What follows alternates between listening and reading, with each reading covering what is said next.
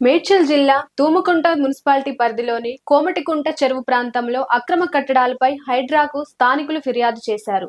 ఈ ఫిర్యాదు మేరకు ఇరిగేషన్, రెవెన్యూ, మున్సిపాలిటీ అధికారులతో కలిసి హైడ్రా పూర్తిస్థాయి విచారణ చేపట్టింది.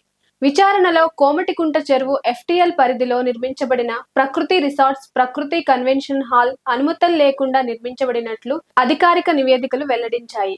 హైడ్రా జారీ చేసిన నోటీసులపై ప్రకృతి రిసార్ట్స్, ప్రకృతి కన్వెన్షన్ ప్రతినిధులు హైకోర్టును ఆశ్రయించారు. తదుపరి విచారణలో ఇరిగేషన్, రెవెన్యూ, మున్సిపాలిటీ అధికారులు సమర్పించిన నివేదికల ఆధారంగా హైకోర్టు చెరువు FTL పరిధిలో అక్రమంగా నిర్మించిన కట్టడాలను కూల్చివేయాలని తీర్పు ఇచ్చింది. కోర్టు తీర్పు అనంతరం ప్రకృతి కన్వెన్షన్ హాల్ నిర్వాహకులు 30 రోజుల సమయం కావాలని కోర్టును కోరారు. అయితే 30 రోజులు గడిచినా అక్రమ కట్టడాలను తొలగించకపోవడంతో హైడ్రా రంగంలోకి దిగి కూల్చివేతలు చేపట్టింది.